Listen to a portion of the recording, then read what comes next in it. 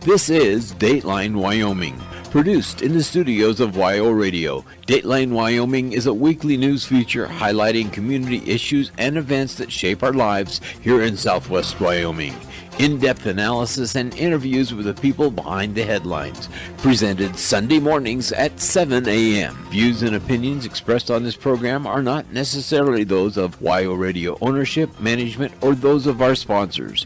Time will be made available for responsible dissenting opinion. And now, Dateline Wyoming. The Green River Main Street program is a vital part of Green River's economic health. Jennie Melvin is the manager of the project, and today on Dateline Wyoming, we visit with her for an update on Green River's economy and business outlook for the community. The Green River URA Main Street program on Dateline Wyoming, following this message from our sponsor, Northern Title Company. Good deeds done daily. Remember when your word and a handshake sealed the deal? Those were the days. It's just not the same anymore, but Northern Title Company exemplifies professionalism and old-school customer service. You have a choice when it comes to title work. Northern Title makes it simple for you. They know how important it is to have everything in order. Walk away with confidence knowing Marianne and her staff have completed your title work thoroughly. Visit Northern Title Company, 2620 Commercial Way. Good deeds done daily. Jennie, let's start off with just a little bit of background on URA and Main Street and what those organizations are and what they do. Main Street is focused on downtown revitalization, and there's a Main Street district that is determined by the Wyoming State Main Street program. It's typically your historical or original downtown location. The URA deals with more like, well, nobody likes the words, but slum and blight. That URAs are regulated by Wyoming statute, and so there are certain things that can be done in URA areas. Green River has 4 URA areas. One is the Central Business District, which is basically downtown. The other is the River Corridor, which encompasses everything from the railroad tracks south to the river. The third one goes up Uinta Drive. And the fourth one is the first one that they adopted. It has the Green River Depot and walking overpass included in that. So once you have your URA areas established, then you can really start with some revitalization efforts and do things that make everything better. Okay, now are these statewide or national organizations? The Main Street program is a national program. Main Street America is what they're called now. They've been around for about 35 years. And Wyoming has had the Main Street program for about 11 years, and Green River's been a part of it for that long as well. We were one of the pilot communities for the Main Street program. How many communities in Wyoming are involved? Do you know? There's 7 certified communities, which Green River is a certified community. And then there are, I believe, 14 affiliate programs, and those are programs that are really just starting to get going with Main Street principles. They typically don't have a full-time manager of any kind. They're pretty much strictly volunteers. So once they have reached the point of having a full-time director, then they can apply to be a certified community. Talk, if you will, a little bit about the certification process. The certification process, they actually are changing it right now, but in the past it's been, there are 4 points of Main Street that everybody has to address, one being organization, one being promotion, one being design, and one being economic vitality. And those are just 4 approaches that you're supposed to use in order to get things done downtown. So the organization committee is generally fundraising, volunteer recruitment, personnel issues, well, not personnel, but volunteer management and coordination. The promotions committee does a lot of the special events that we do. They also have downtown promotions. The design committee is in charge of, we have some design guidelines for a program that we have for a facade renovation grant. And economic vitality is more of your recruitment, trying to figure out exactly what we need in our downtown and what we already have and try to get the right mix of businesses downtown. So it is really a grassroots economic development program. It really is. It really is. It's kind of it's economic development in a very focused area within just the downtown. So we partner a lot with the Chamber of Commerce and work on events together, because there's some overlap in some of the services that can be provided from the Chamber and Main Street. I would imagine you do rely heavily on relationships throughout the community. Oh, definitely. There's partnerships all over. I mean, first of all, just within the city itself, within the different departments, Parks and Rec and the Streets Department are a big help to us, especially for Farmers Market. But the Chamber of Commerce, we've built a really good relationship with them. We're partnering right now on a downtown or a business showcase that's going to be on November 19th at the Pavilion, and there's going to be 27 small business owners there that people can go and get their holiday shopping started. So we've partnered on several things with the Chamber. I've been on your website, and I see that one of your objectives is protecting the past. There's a lot of history downtown there in Green River, isn't there? There really is. And the whole program used to be housed under the National Historic Preservation Organization, and now it's kind of branched off and it's its own thing. But historic preservation is a huge part of Main Street. It's revitalizing downtown while preserving your historical character, and we want that's why we have design guidelines, because we want our businesses to kind of look like they would have looked back in the early days and honor that history that the buildings have. Preserving that atmosphere that was 100 years ago or Definitely, yes. I mean, you actually have three areas that you're working on. It's protecting the past, strengthening the present, and guiding for the future. Strengthening the present has a lot to do with maintaining and keeping businesses going, doesn't it? Oh, yeah. Keeping our vacancies filled in our downtown, but helping the businesses that are there. You know, we can provide services like helping them promote their businesses, or if they're having sales, we can help with that. But getting the right business mix is a challenge too, because Green River, of course, is very close to Rock Springs, and we lose a lot of our customer base to Rock Springs. It's pretty convenient to just hop on the interstate and get to Rock Springs, whereas downtown Green River, there's not as many things that have been offered there, and that's what we'd like to do, is have more services offered in our downtown to draw people down there. Seems to me it's really a two-edged sword. You have to recruit business to go downtown, and then once you have business downtown, you have to try and get people to come down. Right, and that's definitely the balancing act, because it's difficult to get people downtown if they don't feel like there's anything to go see. But it's hard for a business to feel confident about opening in the downtown if they can't feel like there's going to be a good amount of foot traffic. So it's definitely a balance. Well, how many businesses do you have downtown right now? Well, our Main Street district contains about, my last count was 67 businesses. So our Main Street district is actually quite long. It encompasses most of Flaming Gorge Way from the overpass to 7th Street. And so there's a lot of little businesses that people don't even know about that are down there, home-based businesses, because we do have a lot of residences in our downtown district as well. So there's quite a few. Talking about recruitment, what kind of things do you do to recruit business downtown? Well, right now, one of our biggest tasks ahead of us is getting a really good building inventory that's very detailed.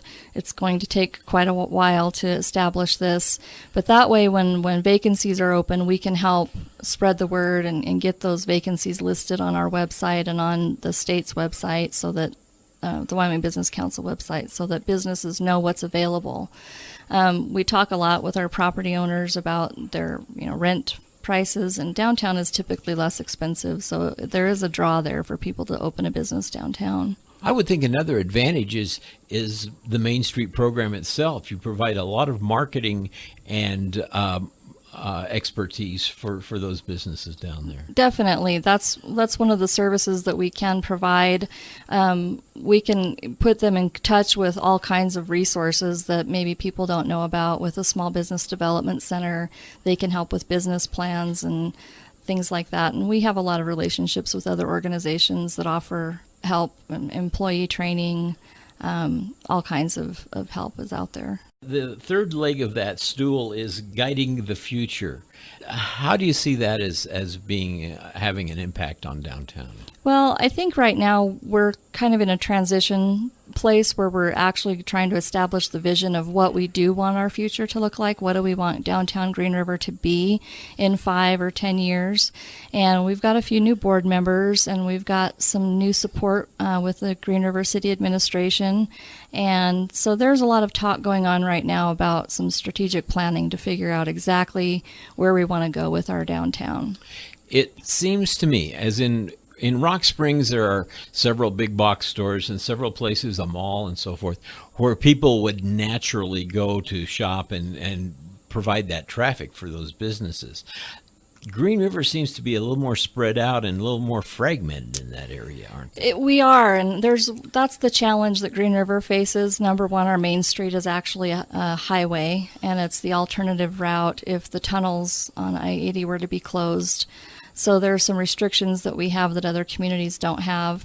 We're separated by the railroad and the river, and 70% of Green River's population lives on the other side of the river. So, like I said, they can come over that overpass and they can either head east and go to Rock Springs, or they can head west and go downtown. And typically, because they're looking for more of that big box experience now and the convenience of that, they're heading to Rock Springs. So it's a tough challenge to get them to just think even about coming downtown to know what we have down there. It's important to promote the one-on-one service that you get in a small business like that. Oh, Isn't it? definitely. They have more unique things. Typically, the customer service is better. It's just really important to shop local as much as you can and support those businesses, because they are the ones that support our community. I notice in your objectives you also mentioned the riverfront. That's a really big thing as far as a draw and something to get people downtown, isn't it? It really is. I mean, Expedition Island is a huge part of that. Our splash park that we have down there, Evers Park, all of that. That's where we have Flaming Gorge Days. It's really important. We've been trying to connect the dots between the downtown and the river corridor because of that pedestrian overpass that we have that crosses the UP rail yard.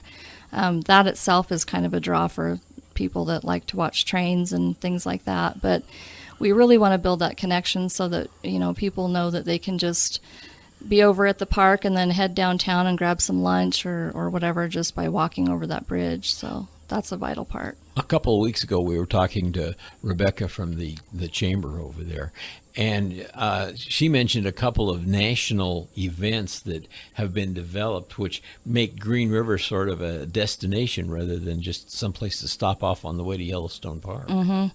Yeah, and I think the River Fest is one that the chamber puts on, and then Flaming Gorge Days, of course, that's done by the Flaming Gorge Days Committee. Those are pretty big draws for tourists and keeping people in Green River. Dateline continues with Green River URA Main Street Manager Jennie Melvin following this message from our sponsor, Northern Title Company. Good deeds done daily. When you buy or sell a house or property, you have a choice in real estate agents. When you're ready to close on that real estate transaction, you also have a choice in your closing company. Northern Title has been servicing Sweetwater County for many years. Their experience can make your closing time quick and hassle-free. So tell your real estate agent your choice at closing time is Northern Title, 2620 Commercial Way, Rock Springs. Good deeds done daily. Northern Title. Dateline continues with our in-studio guest, Jennie Melvin, manager of the Green River URA Main Street program. Let's talk just a little bit about some of the events that you plan. You have on a regular basis, you have planned events, and then you have other things that are coming up. Right. We just finished our first Nightmare Parade in October. That was a really fun one. It was kind of similar to a zombie walk, but people could dress up as whatever kind of nightmare they had. We got some pretty good attendance from that. And then Trunk or Treat is probably our biggest event. It draws a lot of people downtown. Usually between 800 and 1,000 kids are down there with their parents, and so that's a really good opportunity for some of our businesses. The other one we've got is the Downtown Rhythms and Rhymes. It's an open mic night, and we host that during the summer in the Clock Tower Park, which is great. And in the winter, we're kind of nomads. We kind of go to different businesses to see who will let us be in there, and gets a little bit of extra business for them. And then the business showcase that's coming up. I mentioned that already. And then we're working right now on a new fundraiser that'll be in February sometime, but we're just starting to work out those logistics. So Any details you can give us on that? well, it's going to involve miniature golf. I'll just say that. Okay. So it should be a really fun event. And then farmers market, of course, is our big one. It's a 10 or 11 weeks usually every summer, and that one goes really well. So That seems to have grown over the years, hasn't it? it really has. When we started doing the farmers market, when I came on board about 3 years ago or 4 years ago, there was maybe 8 or 10 vendors downtown. But now we're usually around 25 vendors on a regular basis. So it's a great mix of vendors we have there. We've talked a little bit about events. What kind of projects have you got going on as far as revitalization in downtown? Well, there's we just finished up a wayfinding sign project, which has been a huge deal for the city. They've been working on that for a long time, and Main Street was part of that. We put in a lot of money for that project to help guide people around Green River. If you've ever had to try and explain to somebody how to get to the grocery store in Green River, you'll have a more appreciation for the wayfinding signs. The clock tower was only finished about 1.5 years ago, and that was a huge renovation of that area. We're looking ahead to some projects for instance, the pedestrian overpass. We'd really like to revitalize that. That was under construction a few years ago to make it ADA compliant, and it's really nice. But now we'd like to spruce it up and get it repainted and things like that. So that's kind of on our radar right now. There's also a project on 2nd South, isn't there? Yeah, there's the 2nd South Reconstruction and Beautification Project that's funded by the 6th penny tax. They've just completed the construction portion of, getting the road done, and now they're going to be focusing on some of the beautification efforts. There was a plan done back in 2007 or something like that for a beautification of that area, and it just kind of sat on a shelf. And so now they've pulled that off the shelf and are actually putting that plan into action, and I think it's going to be really nice. And it'll tie the downtown more to that river corridor as well. There will be a lot of complementary themes along there with lighting and trees and things like that. So that's really exciting. And I think So that includes some road work, and then what else? Well, new lighting. They did a lot of the infrastructure things, the new water line and sewer line and things like that in there, but they changed the road. I think they've widened it a bit. They've added some sidewalk there that wasn't there before. So it's going to make it really easy to come over that overpass and just get right on the sidewalk and walk to wherever you want to go, it was just dirt there before. It was part of UP's property. So, the lighting is going to be really nice, and the trees that they're going to be planting there are going to be it's going to make that area really pop, I think. Again, making it more customer friendly. Definitely more pedestrian friendly, easier to navigate, and just more beautiful. It looks to me like you get a huge amount of support from the Green River City Council. We wouldn't be here without them. They're very supportive. We kind of have a couple of different arms. We have the URA side of things, we have the Main Street side of things, and we have our own 501c3 that is established just to help support URA Main Street goals. But the City Council pretty much funds the Main Street program itself. So I'm a city employee. I get to have a part-time administrative assistant. And then it's the general fund that pays for things like the farmers market and our other downtown events. What is the difference in scope, I guess, between URA and Main Street? Well, one of the differences, like I mentioned before, is that a URA agency can only deal with slum and blight. An area has to be determined to contain slum and blight, which people, like I said, don't like that, but it's just the reality. I mean, we do have slum and blighted areas in this community. So that's really the difference. Downtown, Main Street is more just downtown economic development factors and helping businesses and trying to drive traffic downtown. And it's just really, that's where its focus is downtown. Whereas a URA, you could have an area 5 miles outside the city limits. So it's more of a citywide program. URA isn't necessarily economic. It's more appearance and that type of thing? Well, it's always part of economic development because, your quality of life is a huge part of economic development. And so if you've got slum and blighted areas, it certainly can affect that. It affects the tax base, so there's a lot of factors that the URA is definitely a part of economic development as well. Okay. I understand and I know for a fact that volunteers are a huge part of what you do. Oh, absolutely. Talk about the volunteers just a little bit. The volunteers, we had a 10-year anniversary last year, and we invited every volunteer that we could find that has ever been a part of Main Street, because without them, we would not be where we are today. Every single person that's ever helped is crucial, and they just help support the program. Definitely a part of economic development as well. Okay. I understand and I know for a fact that volunteers are a huge part of what you do. Oh, absolutely. Talk about the volunteers just a little bit. The volunteers, we had a 10-year anniversary last year, and we invited every volunteer that we could find that has ever been a part of Main Street, because without them, we would not be where we are today. I mean, every single person that's ever helped is crucial, and they just help support the program and keep it going. And the program is designed to be volunteer driven. Our board is completely volunteer. All of the people that serve on the committees, the events that we do, we just can't do it without volunteers. They're critical.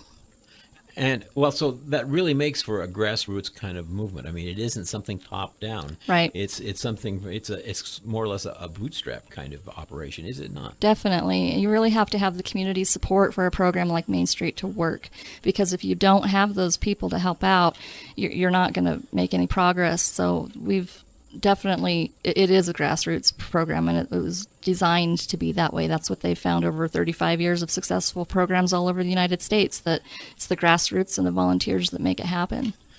If there was something that you could tell people that they might not be aware of about downtown Green River and the Main Street program, what would that be? That's a good question. I think some of the things they don't know is that we're the ones that put on the farmers market. I think that just gets missed. People assume that that's a city event. I don't think they know the details that we work on. I mean, we provide all the flower pots, and we pay to have the flowers planted and watered. We purchase the flowers. The little details like that just make Main Street look like a nicer place to be. Those are things that the URA and Main Street are doing for the community. And the other thing I think is, there are really just a lot of nice people downtown. There really are. It's a great community of people. People are really willing to work together, and that's what we're counting on for our fundraiser next year. So, is the community that's been built downtown. What is it that makes Jennie get out of bed and want to go to work in the morning? I love Green River. I moved here in 1997, and I was very skeptical when I moved here. So I fell in love with Green River within about 6 months, and I consider Green River my hometown now, and I really, really want to see it progress and have a really vibrant downtown, and the riverfront too. I'm very excited about what the future holds for Green River. I think the opportunities and the potential for the riverfront are just huge, aren't they? They are huge, and it's going to be a long process. It's not going to happen overnight, but there's a really good vision for that area, and it's going to require, some new zoning ordinances and things like that. So there's a lot of behind-the-scenes work that has to be done before you can start seeing the actual physical improvements, but that's exciting to me, too. We've touched on it just a little bit, but talk a little bit, if you will, about the importance of shopping local and keeping that money at home. It's so important. It's not just because it generates sales tax, which is exactly how we are funded as cities. It's a percentage of the sales tax based on our population. So that generation is important. But it's just keeping money in our local economy. When you go and you shop at let's say, Sweetwater Trophies, and you buy an art print or get a trophy made or something engraved, that's going directly to one of our local citizens, who then uses that money within the community too. So the money stays local. It keeps our economy healthy. And small businesses are also more likely to be charitable and donate for the Little League and all the sports activities and any kind of event. And the businesses donate quite a bit to the Main Street program too. So those are just a couple of reasons to shop local. And the problem being that it's so easy to run down the road to Salt Lake City or to go online. Those are putting a lot of pressure on local shopping, because it's the local shopping that makes those businesses viable and sustains them. Yeah, that's right. And so it's a habit to get into, to maybe think, instead of going, well, I'm going to get on the internet and find what I need, to just explore your downtown, because there's a lot of things that people don't even know that we have. Even some of the shops do things that people don't know that they do. And so come on downtown and get to know your businesses, because you might have something that's just right here that you don't need to get online for. Looking into your crystal ball, what do you see as the future of Main Street downtown? I see fuller buildings. I mean, we have some vacancies, but I see more facade renovations. I just see a place that people are going to want to be. We're working on having a nice community gathering space downtown. So I think once we have some of those things that we currently don't have, it's going to be a lot more vibrant and active. You've mentioned the facade program a couple of times. Explain a little bit more how that works. For businesses that are within the Main Street District, they can apply for a facade renovation matching grant fund. We can match for a facade renovation, which includes windows and doors, paint, siding, anything that's going to improve the outward appearance of your building. We can match up to $3,000, and it's a 50-50 match. So we've had about 8 businesses that have used the facade program. And we just completed another facade for Aflac's building downtown.